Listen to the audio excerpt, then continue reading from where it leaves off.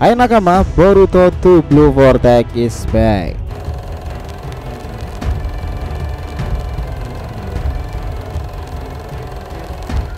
Nah, setelah kita kemarin ngebahas nih mengenai entitas yang pantas disebut sebagai The Real God sampai fase 2 Blue Vortex ini, sebenarnya nih persoalan tentang God itu tidaklah segampang itu. Di Rao Otsutsuki ini, setelah munculnya tokoh Shibai dan dendam Kawaki yang memburu mereka, Boruto sendiri pun juga demikian. Bahwa kemunculannya kemarin dalam 2 chapter ke belakang itu, dia benar-benar memvalidasi julukan yang ramai kala itu, Boruto the God Killer. Apa makna dari perbincangan tersebut nih? Kenapa Boruto seringkali dicap sebagai sebutan King Boruto maupun God of Boruto? Apakah semua itu berasal dari sumber kekuatannya, atau karena perubahan realitas di fase time skip dewasanya dalam dirinya terdapat jiwa seorang Otsutsuki murni? Nah, terkadang memang Boruto ini benar-benar menggila dan penuh kejutan nih. Evolusi badas Boruto memang naik signifikan setelah kepahitan dalam dirinya dia dapati. Wajar kan ya, orang yang dapati ketidakadilan direndahkan dan dibuang kelayakannya akan terbang ke atas lagi dan muncul kembali dengan pribadi yang baru. Nah, istilah seperti itulah yang membuat Boruto itu sekarang fenomenal. Dewa shinobi baru itu juga terkenal dengan nama Pangeran Otsutsuki, God of Borushige. Nah, jika kalian penasaran tentang hal ini teman-teman, udah berada di video yang tepat nih. Karena dari sini kita akan kisahkan kalian mengenai hal tersebut.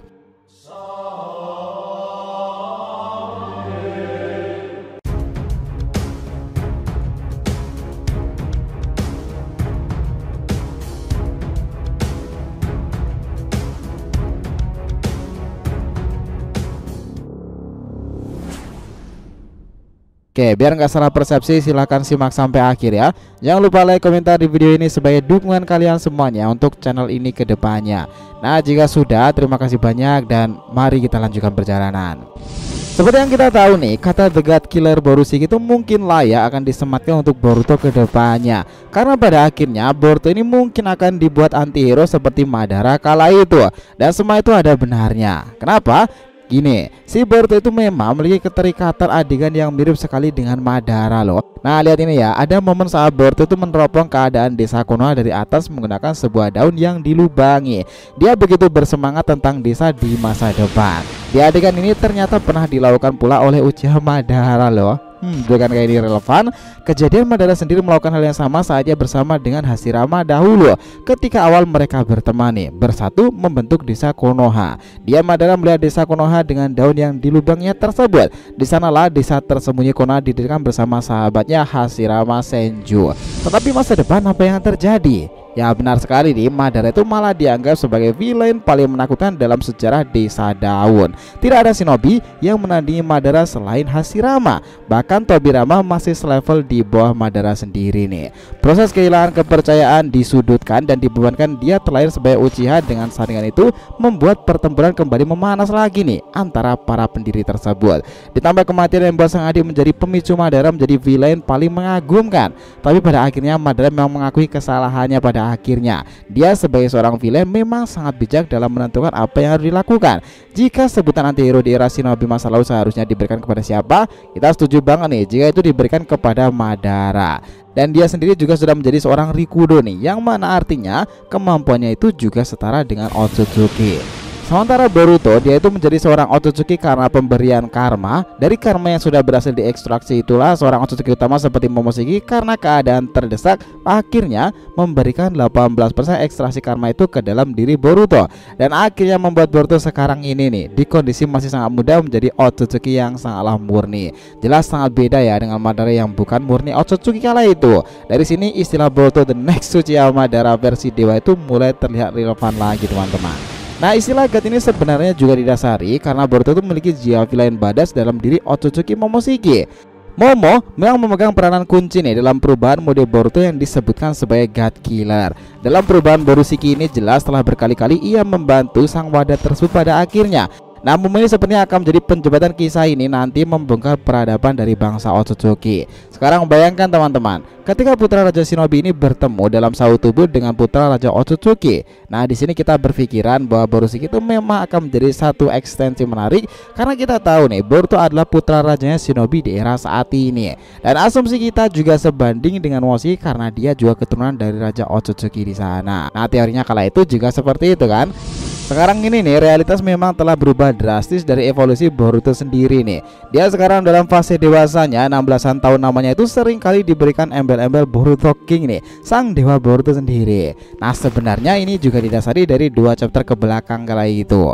Kemunculan yang fenomenal ini mengejutkan semua pihak, dan ditambah dia tanpa basa-basi seperti Sasuke menginjak Code yang notabene adalah orang yang ingin melenyapkan Boruto sendiri, tapi realitanya tidaklah seperti itu. Di chapter 02 ini aura Boruto sangatlah mahir dalam kemampuan Kenjutsu, terasa banget kan, saat dimana ia menyuruh Sarada untuk meninggalkannya sementara menyelamatkan warga desa di area lain itu. Boruto kemarin berjuang sendirian nih menghadapi Code dan bala tentaranya. Yang menarik kala itu adalah tentang ketenangannya itu nih. Dia selalu menatap tajam mata seseorang tersebut, dan di samping itu tangan kirinya itu selalu siaga memegang sarung pedang Kusanagi tersebut. Nah di saat cekcok Boruto dan Code itu terjadi, salah satu Sumiya Kajubi itu mendekatinya. Tentu sebagai seorang shinobi yang peka terhadap suatu ancaman, tangan kanan Boruto itu langsung menggenggam pedang Kusanaginya itu dalam beberapa detik yang tak diketahui. Nah kita tahu kan, tiba-tiba Boruto sudah memasukkan kembali Kusanagi itu ke sarung pedangnya. Bah ini keren banget sih, kita sebut smooth banget kala itu untuk dianimasikan ke depan.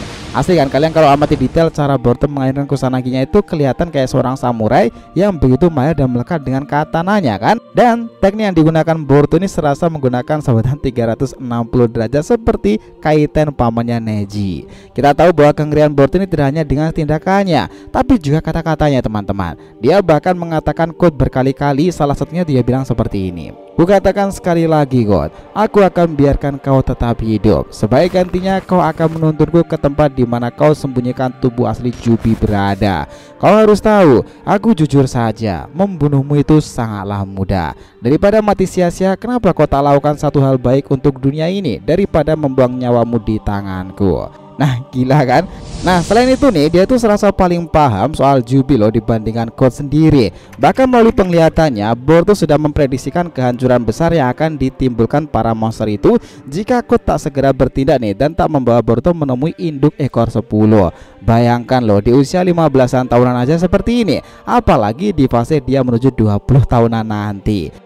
Dan ini juga dipikir-pikir relevan kan dengan pertempuran tersebut. Nah adegan itu pertama kalinya dalam animenya dibuka di opening kala itu memperlihatkan Konoha rata dengan tanah, sementara dua pejuang mereka Boruto dan Kawaki itu sedang bertempur sengit nih. Perbincangan yang membingungkan kala itu akhirnya semakin jelas hari ini nih, seolah-olah Boruto menjadi ninja pelarian karena nasib mereka telah berubah dan karena Omnipotence God. Ia yang dianggap orang luar yang seharusnya adalah Kawaki dan malah menjadi villain besar dalam sejarah, sementara Kawaki menjadi putra Kage yang harusnya Boruto, dan dialah yang membawa Kage dimensi lain dengan tuduhan Boruto lah yang membunuhnya.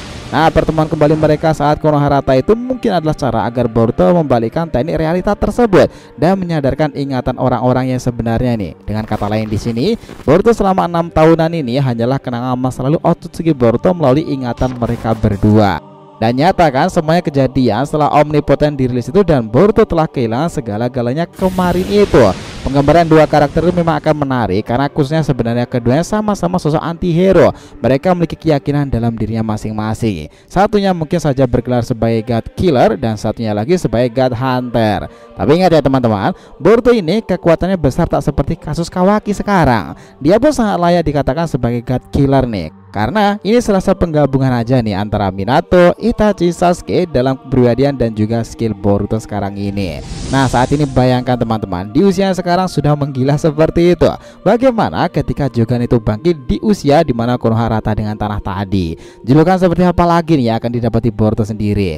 Jika Jogan bangkit dan sudah bisa secara sempurna Boruto kendalikan, tahu sendiri kan ya bahwa dikatakan Doujutsu Jogan ini juga berada dalam turunan teknik Senjutsu Dewa yang sempat disinggung saat flashback Divine Jutsu God of Shibai.